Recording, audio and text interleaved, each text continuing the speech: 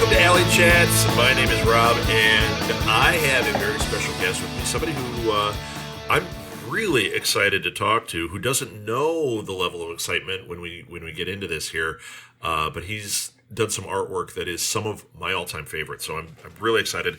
I have Guy Dorian Sr. with me. Guy, welcome to Alley Chats.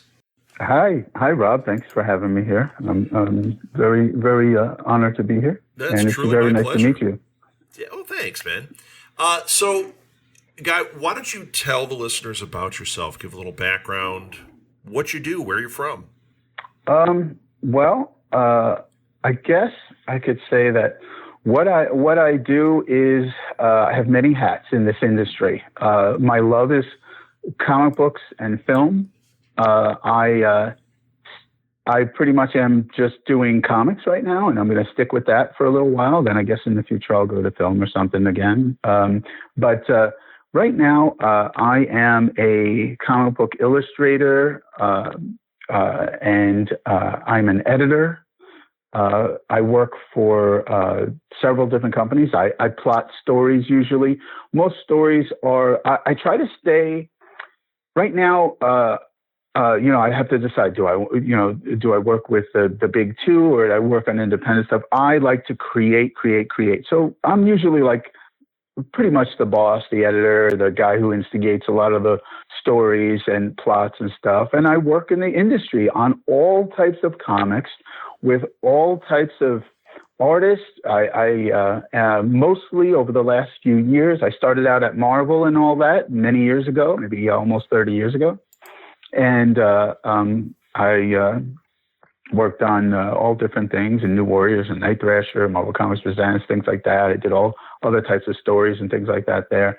And then I worked in the toy industry for a long time. I did the WWF, and I did Wind in the Willows, and Silver Surfer, and Nerf guns, and I think Star Wars, Power Rangers, you name it, man. I worked on it. I've done everything. I've been published on every kind of thing you could think of. I've been on billboards, my artwork. I've been on Pogs, which most people have to look that up now. I've been on trading cards for Marvel, DC. I've done comic books, coloring books, you name it. But mostly right now, I've been working with, over the last few years, I've been working with IDW, mainly with Chris Ryall. He's a really good friend of mine. He's a fantastic human being and a lover of comics and ROM Space Night like myself. So I've been working with him a lot at IDW, which we have ROM out right now. I work with Storm King, loves Storm King Productions, Sandy Carpenter, John Carpenter. I'm a huge horror fan. I've been a horror fan since I can remember. I love the genre. It's so creative. It's insanely creative. Sci-fi and horror, or sci-fi horror and regular horror. But I get to work with Sandy King Carpenter, who I have so much admiration for. From the moment I met her, she was like, I could tell this was like one of the best type of humans you could meet. Okay, she has moral character, and she's a strong person. She's the big cheese, and there's a reason for it. She's a producer, a writer, a creative powerhouse, and I mean, just love her to death. And then I work with a guy named Matthew Pilata and a company called PKMM Entertainment, who has been producing books and works over the last few years that are just starting to come out. Brand new company, but really 6 years old, working with, when I say the greatest in the industry, I mean like the greatest in the industry of all time. And I am usually for my section of the books, the head guy, much like Sandy would be at the Storm King. And I create a lot of the main stories, and I do horror and science fiction, and I create new titles for them and new books. And many of my great friends from the industry have all joined together to do some works and such like that. So I've been doing comics and toys and games and you name it for about 30 years almost. Yeah. And you hit on the reason I was super excited. And I was hoping you'd mention it. I am a huge Rom fan myself. So when I open this up, it's got to be our age because you and I are the same age. When I pulled up your gallery and I started looking, I hit Rom and I went, oh my God, I love these Rom images. Then I hit Rom Micronauts and I just about passed out because that was when we were kids. Those toys were so awesome. And I've talked about Rom forever. I had a show called This Week in Geek, and we would talk about all the geek news. And they made fun of me all the time because I'd say, how long before we get a Rom movie? Where is this? Why isn't, James Gunn talked about putting him in Guardians of the Galaxy. Where is he? And they'd go, who cares about Rom? I'm like, you don't understand. It's a great design. So I love that you are making these comics. It's really cool, man. And Micronauts, come on. that's a really cool world too. Well, I am a collector of toys. Some guys say they're figures, they're this, they're that, they're collectibles, they're toys for Christ's sake. But I don't give a crap. I love them. I get the 8-inch figures, the new Migos. I love the old stuff. And the sculptures are collectibles. They're not, they're not toys. But I am a huge collector of things. I still have my original, well, not my original, sorry, my second original, Rom Space Knight, working with all the guns, all the parts, everything. Impressive. Yes, I have my entire series of Rom. I have my first issue signed by Sal Buscema. And I am a Micronauts fan. I'm friends with Michael Golden for many years now, and he's actually worked on covers for me in the past, and he's working on one right now for really? One of my other books. Yeah. Well, I'll get into that later when you ask me what are your current projects. But I know everyone in the industry and work with them, and a lot of them have worked on Rom, or they've worked like Bill Sienkiewicz. I just worked with Bill at the end of the year for Sandy on Tales for a Halloween Night. I freaking love that book. I hope to be in the next one coming up. They're starting production now. I've been in several of them. I'd like to be in this one too, but I'm writing this time. Maybe Kelly Jones will draw it. I don't know. Either I will or Kelly. But Rom has always been one of my favorite characters. Love the design, just like you said. Yeah. If they design the character like they did the toy, it would be a bust. It wouldn't work. But the toy sold 250,000 units across the country. I think that's it. And it's Parker Brothers, now owned by Hasbro. But the comic lasted 7 years. Yeah. And had that some was incredible stories. Bill Mantlo, God bless that guy, and fabulous writer, and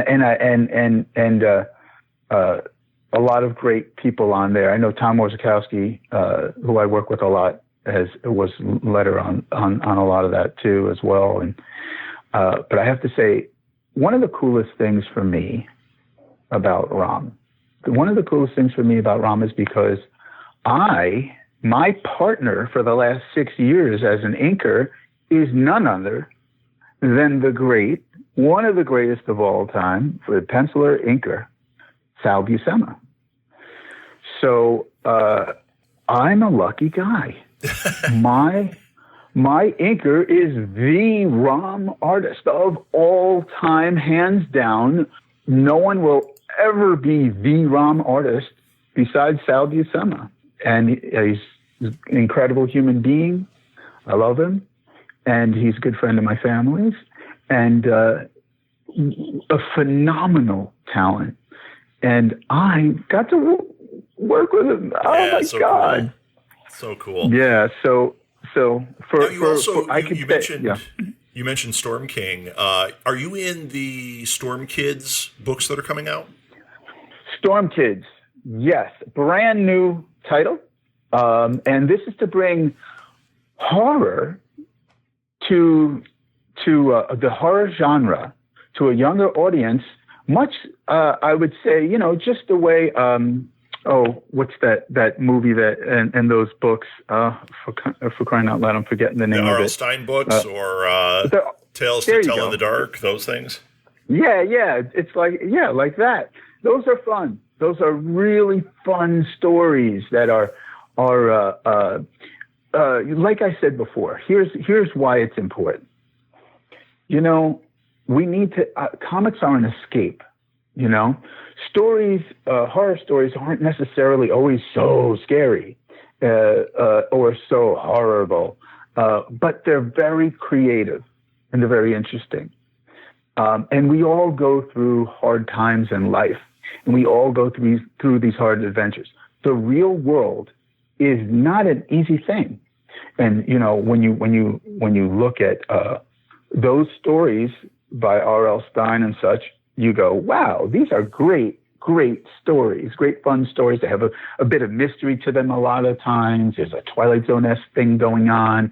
There's creative characters and monsters and fantasy worlds, all turned into this world of horror. Now for Storm Kids is a fantastic new series, starting off with a few new titles, and mine is with Louise Simonson. She was very famous for Power Pack, and she's worked on many things, and she is a phenomenal talent in the industry. I am friends with her and Walter, and she is referred to as Wheezy. And she worked on X Factor and New Mutants, Superman, Man of Steel, and just Power Pack, and just a ton of stuff, But Storm Kids, Wheezy and I had worked a few times on several other things for Sandy and for John on Storm Kids, on other books. And we moved over to the horror, and Sandy said, I'm starting this thing called Storm Kids. I think your series, Hyperbreed, would really fit in well, because we do sci-fi horror together, Wheezy and I. And it's perfect for that group. It's perfect for that group. And just like this series that Sandy has, from Storm King Productions. Storm Kids is an incredibly inventive, fun series of titles. And actually, yeah. Well, I was going to say, I've been having a number of people involved in that Storm Kids comic on in the last, 2 weeks, and everybody feels the same way. Everyone's super excited about it. I'm a big fan of Storm King and what they do, and that the whole anthology horror. So this is a really, really exciting project that I can't wait to get my hands on. And knowing you're part of it makes it even sweeter. Oh, thanks a lot, man. I had a lot of fun,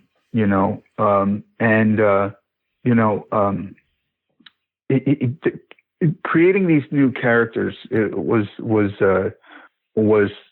just a joy. And I want to talk about some of the characters in here. So we have, let's see, it's Bayer, Fext, and Camo. Okay.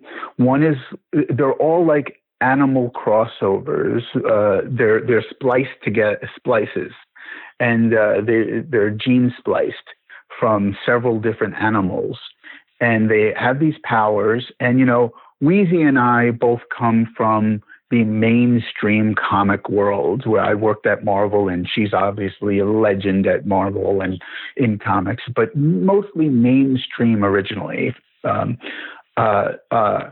And for me to branch out away from mainstream, I have to be my own creator, which I get to work with these incredibly cool companies doing are still considered independent, but not so independent where it's like self-published type of thing. But with Wheezy and I on this hyperbreed. It's a fun sci-fi horror adventure where these three characters are in a future world where they're basically like sort of like slaves, and they take missions, and they have this mission on this ship, and they have to go and move some ore, and they get bonuses and things like that. But they're behind this story. There's discussion that's not spoken. It's not on the nose, but it's like about how you look at people differently because of classism, racism, classism. It's not in there. We don't say that, but these people are looked at differently because they're different. And it's one of the things I really loved about it. And they go on this adventure, and they have these evil mock characters. Weezy calls them mocks, and they're these monstrous things that go to different worlds, and the way their bodies are, they're almost like machines, and then on top of those machines are organic pieces of creatures that they found everywhere else on different planets that they've conquered, and they're literally an amalgam of these different parts of organic beings. Wow. Yeah, it's very, very interesting and very creative. And this is Hyperbreed, right? Hyperbreed, very fun series. Very fun series. Wow, so cool, man. Okay, I'm gonna switch gears here. I'm gonna ask you a question.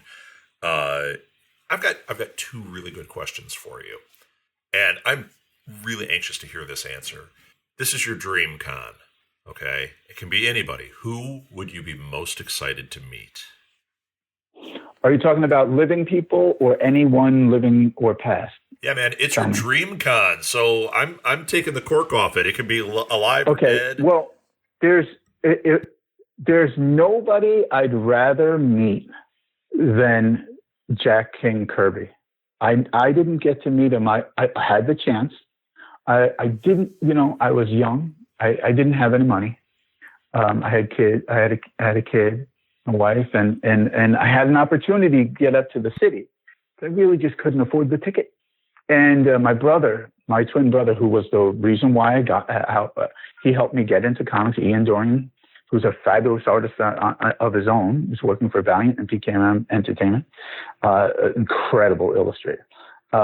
He called me up. He said, "Hey, do you want to go meet Jack Kirby?" Oh my God. The only thing I ever wanted to do was meet Jack King Kirby. I'd met Stan many times, talked to Stan many times. I worked at Marvel and all that, and saw him on the convention circuit. I'm friends with Joe Sinnott. I'm friends with Paul Galassi. I'm friends with Bill. I know all these people already. Sal was, at the time, I was young, and I was at, I'm pretty sure I was at Marvel already, and I just couldn't go. Oh. Dude, I don't even have to say any other words. The feeling. It's like you don't say words. You just go, "Oh God." It's like, I have three people I would love to sit down and talk with. Four people. I'm sorry. I have Jack King Kirby, Abraham Lincoln, Dr. Martin Luther King Jr., and Bruce Lee. If I could meet and hang out with any of those, and hopefully I do when I'm dead, when I'm 160, I'll wait. but Jack Kirby is, just literally, if you can't see my face right now, but it hurts, know that I never got to meet the guy. What's ironic? I've been doing these interviews, and I've been stacking them. People listening hear one hit a day, but I'll do 4, 5 maybe in a day and dole them out. And the last, 5 interviews, I've never had somebody cross over and have the same person twice. The last 5 interviews have been Jack Kirby. Oh, really? Yeah. And everybody's had a story about, like, either just missing him or not being able to afford to go to that Comic-Con and then he died right afterwards, just things like that. And one guy was interesting. He said that he was never really a big Jack Kirby fan. He goes, that's not my art style, until after I missed an opportunity to see him, and I realized, oh my God, I've been collecting his monster books for years. That's my favorite comic. And I could have met the guy. He kept thinking it was just superheroes, but Jack was so prolific. He wasn't just superheroes. Jack, so I'm Armenian and I'm Jewish. My mother's side is Jewish. My father's side is Armenian Christian, Orthodox Christian and all that. So I'm Christian. But I admired Jack coming in, like Will Eisner, like Stan Lee. Yeah. All these guys were Jewish. And I was like, oh my God, how are all these guys Jewish? I didn't realize, Superman creators, everybody's Jewish. Every time I turn around, there's Jewish. I'm like, what is it about Judaism? It's not. It's about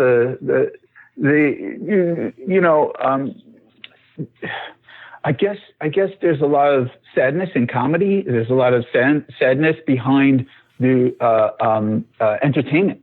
Yeah. And if you go back and you look at the history, Jews haven't exactly had the greatest time, especially during the time that those guys came out of in World War II and all that, obviously. I wanted to learn more about that, There's not that many Armenians in the world, so I could learn about them. But, if you probably write down who are the most famous comic book illustrators, Armenian comic book illustrators, it's probably going to be Dan Penosian, who is absolutely, one of the most phenomenal talents in the industry ever.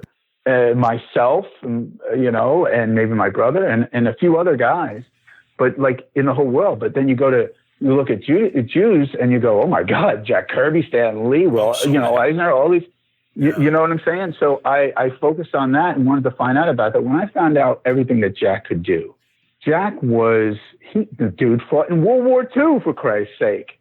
He was he was everything he created. He did romance. He did science fiction. He did horror.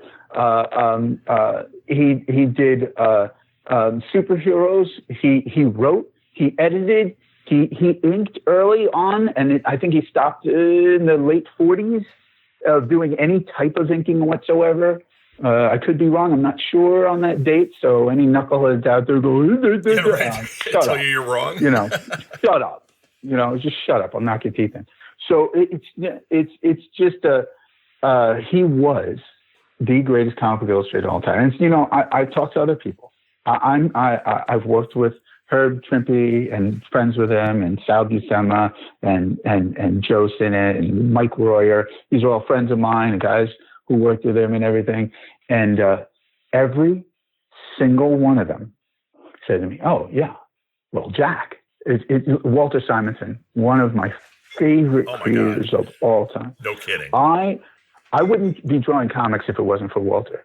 Because what happened was when we were kids, my aunt used to take us out to this place called US 1 Flea Market in Rahway, New Jersey. I think it was Rahway. And my brother and I, there was a comic shop there. I couldn't get that many, but she would buy us old Jack Kirby comics. How could anything be better than that? Yeah, right. Yeah, my friend had said that he would go to the Quarter Bin, and it was full of all these old Jack Kirbys. And he said, yeah, and what are they doing there? Yeah. I'm buying them all. Right. And there was this one book that came out on the shelf, and it was the adaptation to Alien. And it was Walter and Wheezy. And Archie Goodwin, I saw this book. I couldn't get it, but I almost fell over. The first time I heard of Alien, and I saw that character, I saw the illustration in that book, to this day, is some of the best illustration you're ever going to see in a comic. It's beautiful. It's absolutely beautiful. And to a guy like me, who loves black and white art, and it's not just black and white, but who loves the art, who loves graphic art in the form of comic books. You couldn't get any better than Walter Simonson at that. And Walter has not slowed down at all, by the way. He's exactly the same. He hasn't lost a step. He hasn't fallen victim to the big head syndrome. Do you know what that is in comics? Do you know what the big head syndrome? Well, I can imagine what it is. They feel that they're bigger than their creations. They're more important than what they're doing. Or, okay. No, it's an. Oh, it's do you mean the actual drawing style where they have the giant heads? Yeah. What happens is, yes and no. What happens is, as we get older and older and older and older, one of the first things that goes is proportions. And for some reason, a lot of artists in the industry would know this, heads start getting larger. One of the proportions that always goes bad is heads get larger. Pay attention. Take a look at some artists at the later end of their career, and you'll see some of this happening and occurring. Walter's never fallen victim to this. He is, anytime I've ever gone to the store, and I don't want to get on a Walter Simonson rant because I'll be here all day long talking about how brilliant he is, but he is one of the greatest illustrators of all time. And I would not have ever wanted to draw comic books if it wasn't for seeing that book. Wow. And Walter did me a solid. An incredible thing happened. I went, I'm friends with Walter and Weezy. I love them. They're great people. And Walter and Weezy had my wife and I at their home for lunch. And Walter took me into his studio. And I have to tell this, and then we'll go back to Storm Kids and stuff. But for a guy like me, there was a time where I was saying, I can't be a fan. I know all these people. Sometimes I'm their boss. I'm their editor. They work on the stories that I create, things like that. Or that I create with them in unison and such, so I can't be a fan forever. But, once I let go of that fan, I lose something, and I don't want to lose that.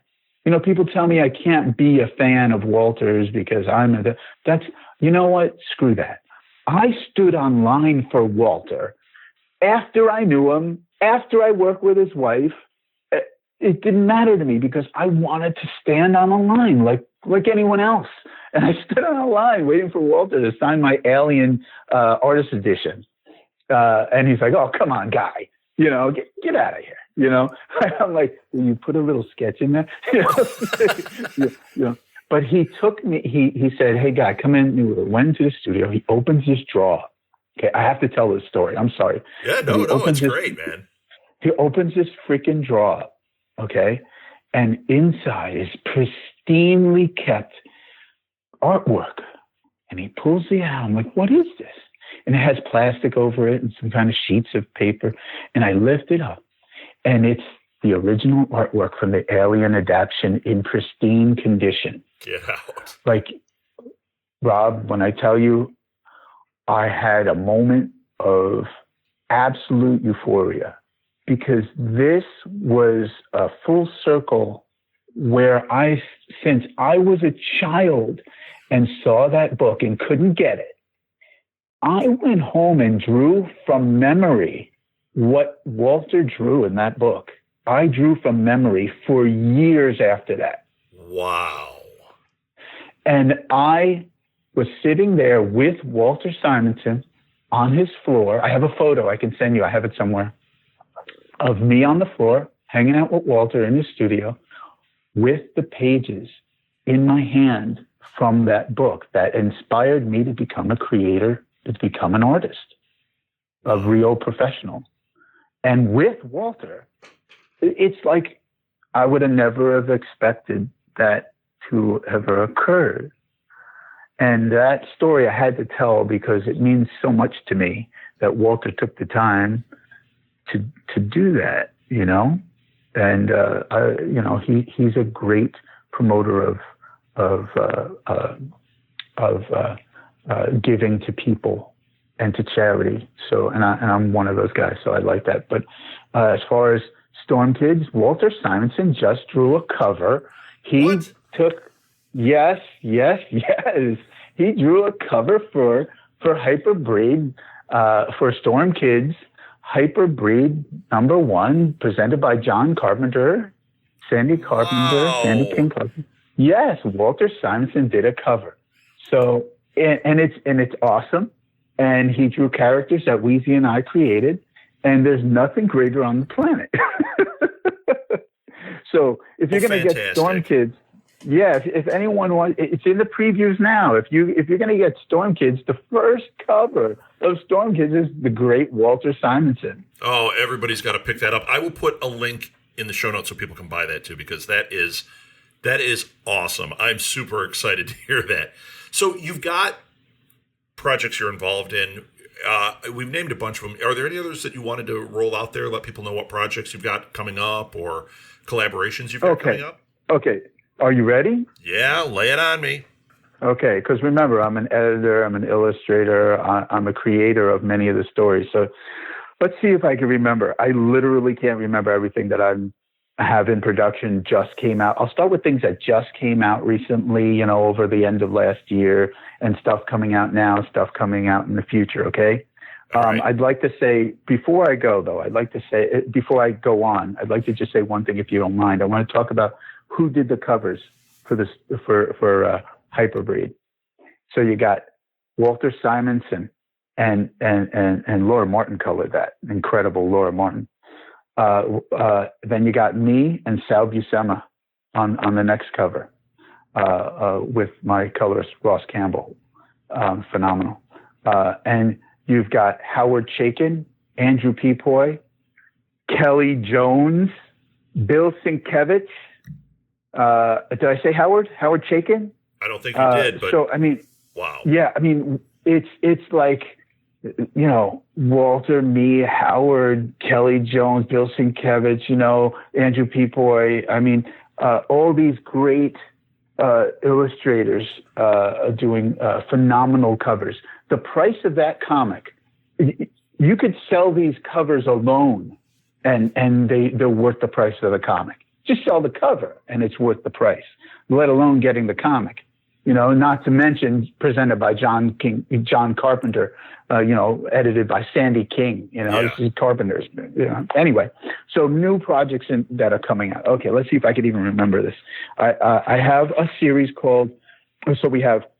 Let's start off with the last fall was Tales for a Halloween Night, number 5, anniversary issue, I believe, with myself and Bill Sienkiewicz and Alf Prianto colors, and James Ninnis, fabulous, incredible writer, for Tales for a Halloween Night 5. That was a graphic novel, incredible stories in there, with Storm King Productions and John Carpenter Presents. Then you have Core. It's a character. If you like ROM, if you like Machine Man, if you like Silver Surfer, there's a graphic novel out by PKMM Entertainment, the company I was talking about, produced by Matthew Pilata, a phenomenal talent in the industry. And that graphic novel just came out. It has huge creators in there. We're talking some of Herb Trimpe's last works. Michael Royer, Joe Sinnott and I collaborated in there. Paul Galassi, Kanan White, Neil Adams, Michael Golden, Frank Fosco of Ninja Turtles. Jesus, I can go on and on and on. But anyway, it's called Core, Controlled Organic Robotics, written by and co-created by my son, Guy Dorian Jr., who is he's 29, and he is a fabulous writer. He is phenomenal. Wait till you see he's working on a new series with me, Core, the new series, number 2, which I'm working on. Also, J.D. Manis was a writer in there, sci-fi author, critically acclaimed, great, incredible talent, as well as a guy you might have heard of before, a good friend of mine, known for G.I. Joe, the greatest known writer for G.I. Joe, Larry Hama. He wrote on that. He took over from issue 4 on. I mean, an all-star cast completely in that book. So that's core. Then we have Rom Space Knight. Sorry, not Rom Space Knight. Rom. At the end of the year came Rom. They put together the short stories that Sal and I did from Rom and with Chris Ryall. That came out as in the graphic novel. And these are just all recent in production and out there for you to buy. Then there's the new series of Rom Dire Race, which I thought was really, really a great idea. That's Chris Ryall, myself, Sal Buscema. You got the great Scott Hanna, who I believe has, at this point, I have to say, inked more artists and inked more books or pages than any human in history, even more than Vince Colletta or anyone else or Joseph. I believe he has inked more than anyone else in history, more pages than anyone else in history. He has been working with me, and he worked on Rom Dire Race with me on one of the issues. He's going to be working on with me on the new series of Core Series 2 that I mentioned, which has a great bunch of collaborators. I believe Arthur Adams is doing a cover. Kelly Jones is doing a cover. Warwick Fraser Coombe of England is doing a cover. I hope I said that name right. And a lot of other people. That's another full graphic novel that's actually like 8 issues. It'll be put into a graphic novel. By the way, I was very happy to hear that people like my artwork.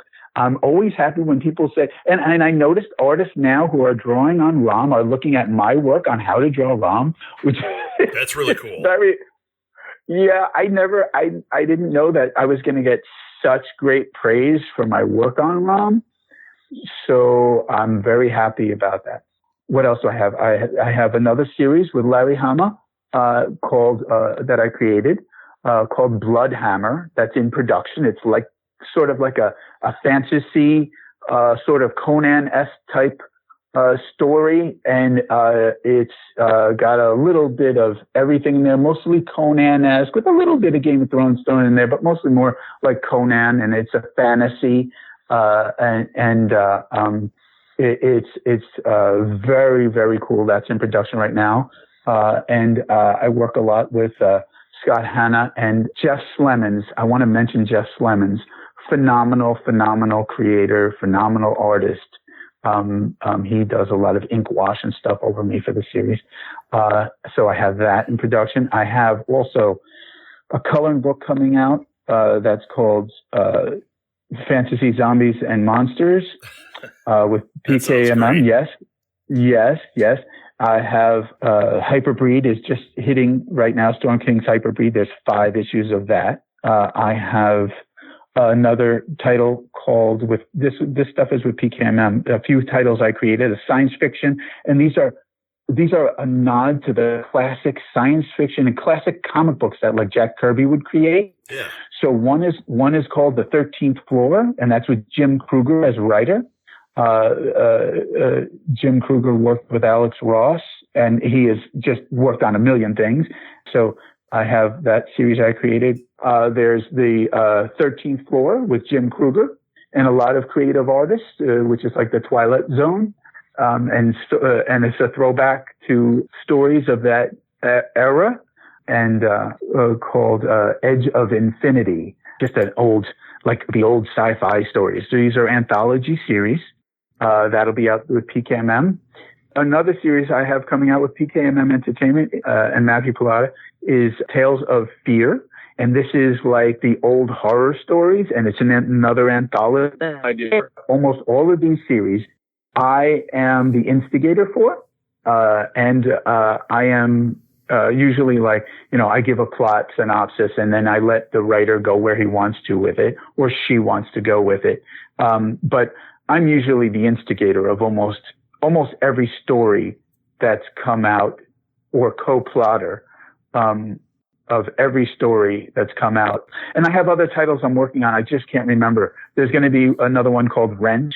And like I said, hopefully in the near future, hopefully for this fall, I'm talking to Storm King now and Sandy I'm hoping that they produce some of the stories that I created. Yeah, you've got that. A lot going on, man. I have another series I'm editor on called through PKM Entertainment called Son of Resistance, which was a spin-off of a story and characters created by my brother Ian Dorian, Matthew Pilata, and Jim Kruger. I was the editor on that. That's in production in post-production right now, being lettered by Tom Warzakowski, one of the greatest of all time. And he is known for a bazillion things. He has lettered every single issue of Spawn for Todd McFarlane. Wow. Which is another book I'd like to get on in the future. I'd like to do Swamp Thing, Man Thing, Hulk, and Spawn, I think, in the future. That would be a great lineup. Yeah, all right. But anyway, there's lots of stuff coming out by me. See my writing debut, only me writing, in the next Tales for Halloween Night. I think it's number 6, I think. Hopefully. We'll see what happens. See what happens. Yeah. But, so what's the best place for people to check out your work? So if you want to check out my work, what I would suggest is first you go to IDW, type in Guy Dorian Senior IDW, ROM, and then ROM Dire Race, and you can find different issues that are out now. And that's where I'd like you to check out the work. I'd like you to purchase it. You can also go to the shop at pkmmentertainment.com. Just type in PKMM Entertainment and Guy Dorian Senior Core Controlled Organic Robotics, and they have great the novel there and some issue 0s and issue 1 and things like that. Which, by the way, you could get my brother's series with Dean White and Joe Weems and Bill Sienkiewicz and Matthew Pilata and Jim Kruger, called Law of Resistance. It's an incredible book. And then, just check out those two companies and check out Storm King Productions. Storm King. Go to Storm King, type in Guy Dorian Sr., Storm King, Tales for Halloween Night, and Storm Kids, and go and purchase those books. That's where you can check out my work. If you want to see some of the artwork I post, you can go. The best place to reach me on is my Instagram, which is Guy Dorian Senior Art. It's an official Instagram, Guy Dorian Senior Art. Follow me, I guess. And there you can message me if you have a question or anything. And, you can see some of my works. A lot of times I post other things that I think are more, there are certain things that I like to do, and charity is one of them. I'm a 32nd degree Master Mason. I do a lot of charity work. I've done a lot of charity work. I promote charity. I do, without saying what they are, who they are for. I'll say I do videos for kids with brain cancer and or brain problems, and I send them videos and things and artwork, and I do artworks for charities all the time and all kinds of things like that. I prefer to promote artists who are taking old foam slippers out of the water and rubber, and they make sculptures and sell them to feed people. I prefer to post things like that rather than my own stuff because of vanity. Sure. But unless it's martial arts. I do post martial arts things because I'm connected with martial artists all around the world. And like now, I've been doing martial arts since I was 7 years old. I just did an illustration of Taki Komura, one of Bruce Lee's closest friends, and I'm associated with the school. I'll be visiting them out soon to go train in Jeet Kune Do and Junfan Gung Fu, and visit the school, which was Bruce Lee's first school. Wow. So if you'll see a lot of I just posted a quick clip. My buddy Ray Park is going to be doing one. He played Darth Maul and Toad and all that. We're really good friends. So we're doing this video clip thing where I'm swinging around some nunchucks, and it looks like I hit the camera, and then he goes and he's going to be doing, a lightsaber or something, hitting me or something like that. So you'll see.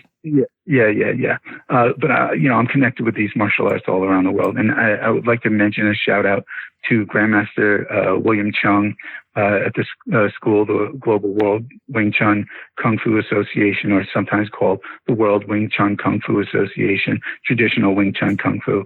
And my buddies out there in Australia in the main school. Shout out to everyone associated and the Sifus out there. And Robert Downey Jr., who is also part of the school, and Sifu Eric Oram, who I trained with in Hong Kong and China. And those guys are phenomenal. And that's it. And but you can see me every once in a while. I will post some really cool artwork. I just posted something from the new series Core, and I'm going to be posting a bunch of Hyperbreed stuff that's coming out, and ROM. And if you like covers, I've been doing covers lately. And check out I've been getting a lot of praise for my cover for Ram Dyer Race #1. It's this big fold out. And there's actually 2 versions that one people haven't seen yet, and I will post it. There's actually behind the scenes a version of Ram on that cover, which is it's like a 90% of the traditional Ram, and the new Ram by, the newer designed IDW ROM, which will be revealed later on. Cool. But I might post that, so take a look at that. Very cool. Guy, this was really great. It was such a pleasure to speak to you. This will be an extended edition of Alley Chats, so I'm so pleased that we had a chance to talk, and I got to hear all these great things. I'll put links to all this in the show notes, too, so I'm telling everybody, buy his stuff. Go check out his stuff. You will be blown away if you don't know it, because it's so fantastic. I really appreciate that. And you and I will talk about charity work in the future, okay? We will. Hey, thanks again, Guy. I appreciate your time, Rob, and I will talk to you again soon. You can find Alley Chats on Facebook by searching for @AlleyChats. You can also visit us at our webpage, smgpods.com/alleychats, for links to all our episodes and other cool stuff. One easy way to support our show is to rate and review Alley Chats wherever you listen to your podcasts. Those ratings really help us out and help others find our show as well. Alley Chats is produced and edited by Rob Southgate for Southgate Media Group. Be sure to subscribe to Alley Chats, because you definitely don't want to miss an episode. Thanks again to our affiliate sponsors, Hunt-A-Killer and Tweaked Audio. Links to them are on our webpage and in the show notes. This wouldn't be possible without them. Our theme song is by Benny and the No Goods. Check out their awesome music at bennyandthenogoods.bandcamp.com.